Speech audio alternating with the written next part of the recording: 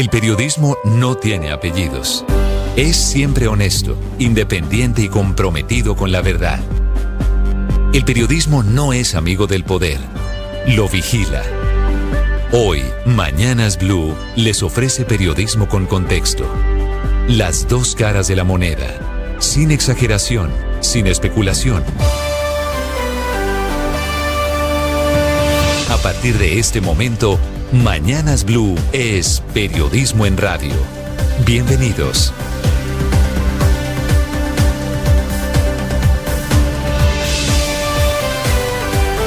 Bienvenidos, muy buenos días, son las 6 de la mañana en punto, seguimos en Mañanas Blue, hoy viernes 9 de enero, cielo nublado en Bogotá, temperatura de 9 grados. El presidente Donald Trump en las últimas horas, atención, en Estados Unidos, canceló una segunda ola de operaciones militares en Venezuela, dice él, por cuenta de la cooperación del régimen a los nuevos intereses estadounidenses. Así lo está anunciando el presidente Trump en sus redes sociales esta madrugada, en un mensaje en el que destaca la liberación de los presos políticos y habla de inversiones por más de $100 billones para la infraestructura y el negocio petrolero en Venezuela. De las liberaciones masivas de presos políticos, la noticia más importante hoy es que no se ha concretado, porque lo anunció a través del presidente de la Asamblea, Jorge Rodríguez, el mediodía de este jueves. Hasta el momento, solamente de manera oficial, se han liberado 8 presos políticos de los más de 800. Hay diferentes cifras, algunos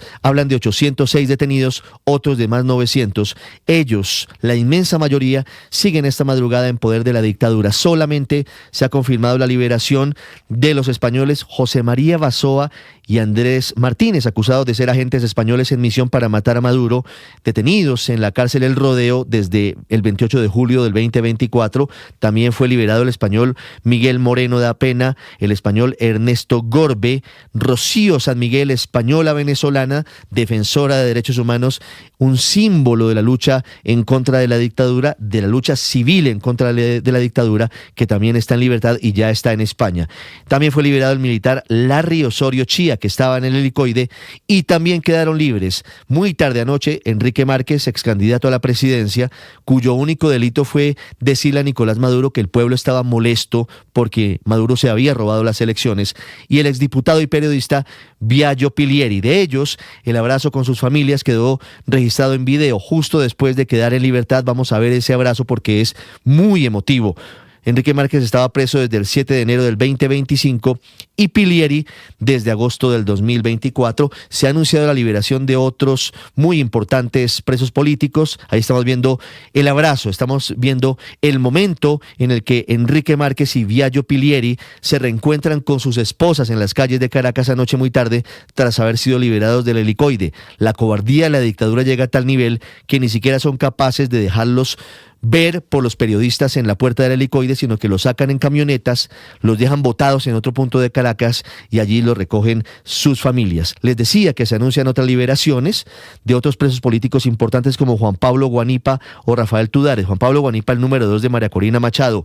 Rafael Tudares, que es el esposo de la hija de Edmundo González Urrutia, pero no hay todavía ninguna noticia sobre su liberación, y es que el régimen, como les decía, está escondiendo las liberaciones un poco con vergüenza por no querer reconocer la barbarie que han cometido durante todas estas décadas. Dice el fiscal Tarek William Saab que esta suerte de liberación, que no es todavía amnistía general en Venezuela, es voluntad del Estado, del nuevo gobierno de Venezuela, que busca un clima de paz.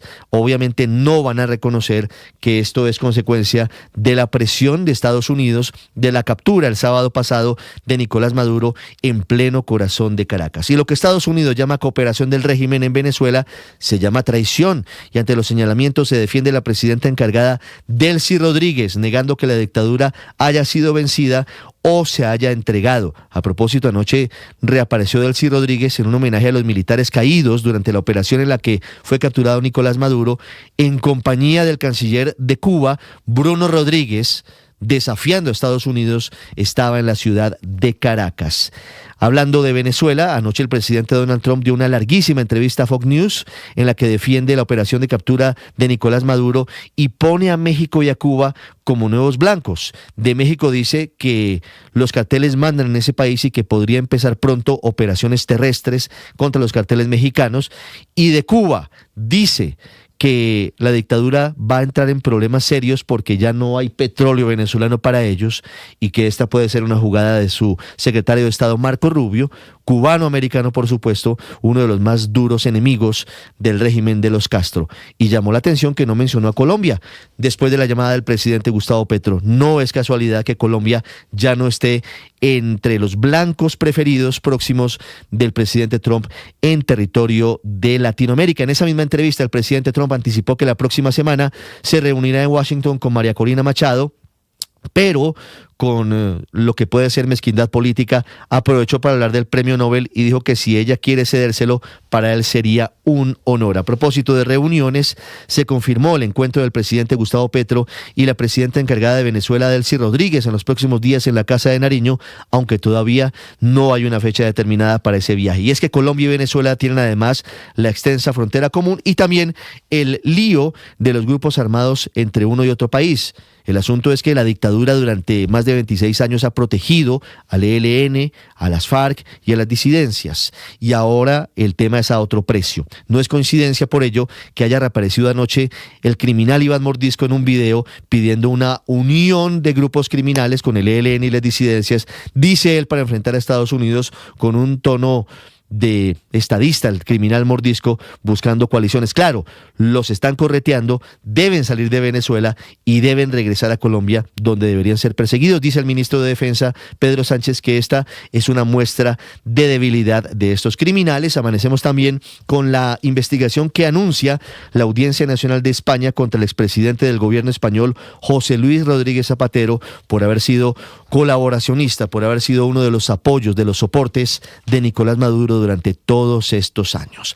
Les hablaremos de economía. Fue publicada por el DANE la cifra de inflación del 2025. El índice de precios del consumidor en diciembre fue del 0,27% y el año terminó con una inflación del 5,1%, impulsado este costo de vida por el aumento de precios en restaurantes y hoteles, en educación, en salud, en bebidas alcohólicas y tabaco y también en transporte. Este dato es muy importante porque el dato de inflación, el IPC, determinará muchos de los aumentos del año, así que saque la calculadora y súmele el 5,1% a lo que está pagando hoy de arriendo, a las pensiones de más de un salario mínimo, digo, las jubilaciones, a los planes de medicina prepagada, a las matrículas de los colegios no, porque eso lo maneja el IPC, sí tiene toda la razón, claro, eso tiene que ver con el IPC, tiene que ver con el costo de la inflación. Las matrículas van a este costo, aunque el Ministerio de Educación había puesto también una tarifa y un techo desde noviembre. Al precio, a la tarifa de los buses, al costo del tiquete, del pasaje, al metro o el Transmilenio, porque eso también determina las tarifas de transporte, a los peajes y a las multas de tránsito también, aunque las multas en Bogotá, por ejemplo, se rigen por el salario mínimo.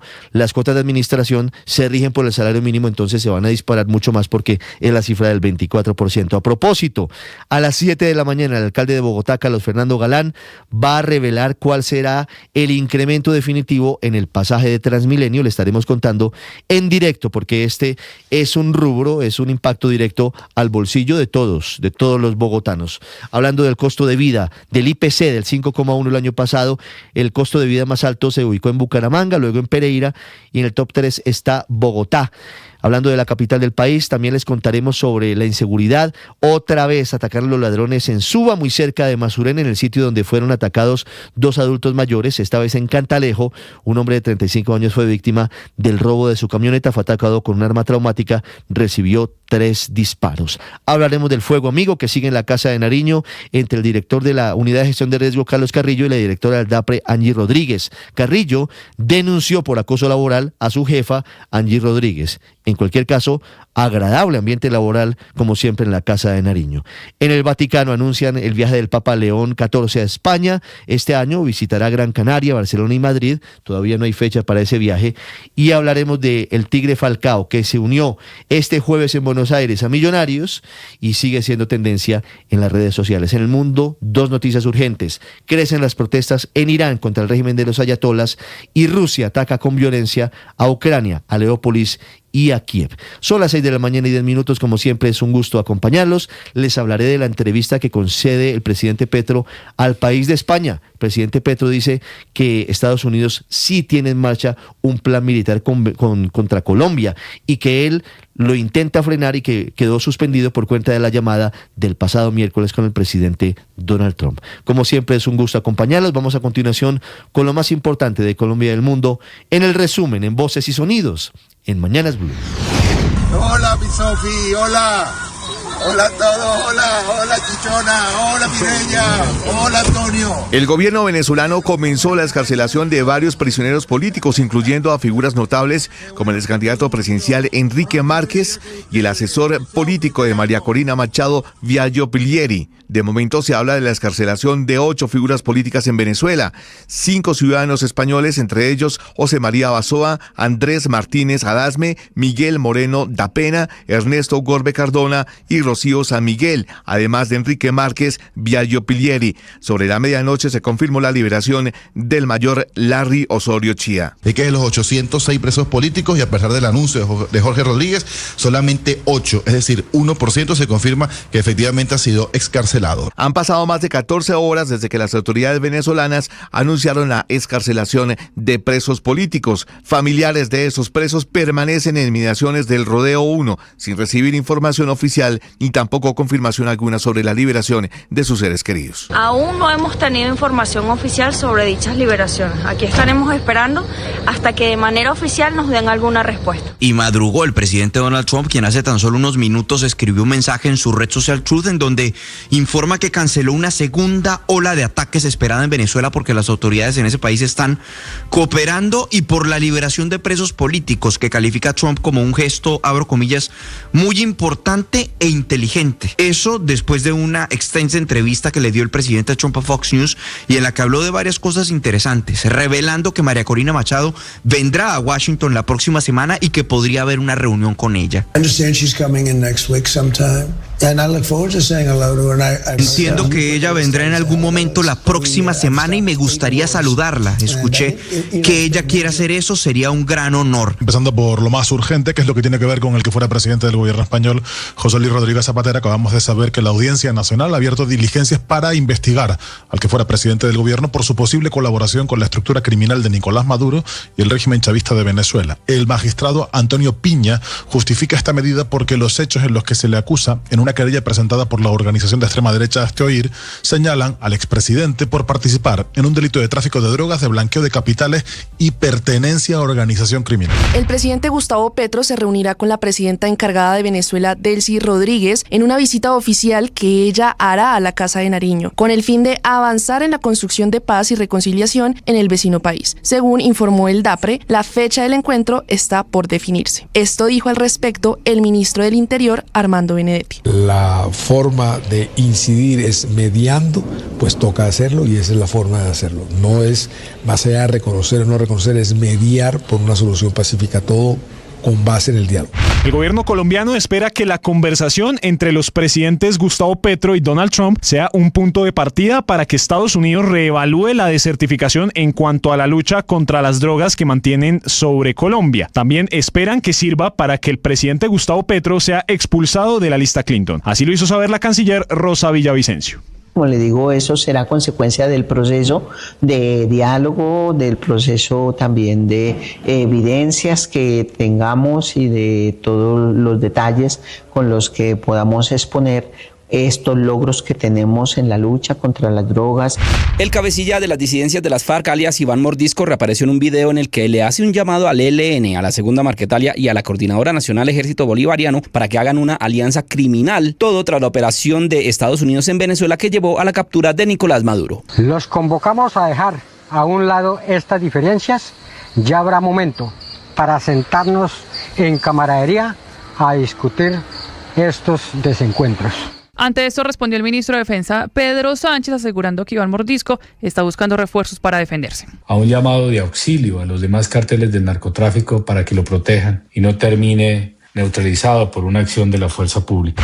Fue abatido Hernán Chica Palacios, cabecilla del Frente de Guerra Occidental del ELN, conocido con el alias de Santiago. Las autoridades ofrecían una recompensa de más de 1.000 millones para dar con su paradero. La inflación con la que cerró el año 2025 fue de 5.10%, por encima de la meta que tenía el Banco de la República. El costo de vida aumentó principalmente en restaurantes, hoteles, también en educación y transporte. Según el DANE, la importación de gas fue otro de los factores que golpeó el bolsillo de todos los colombianos. El 5.10% será también el incremento que se registrará en los precios de los arriendos, peajes y otros servicios para este año. La Unión Europea acompañará las elecciones de 2026 en Colombia. En los próximos días llegará al país una misión de observación electoral que vigilará los comicios legislativos de marzo y la primera vuelta presidencial de mayo, con el objetivo de fortalecer la transparencia, la legitimidad del proceso y la confianza ciudadana.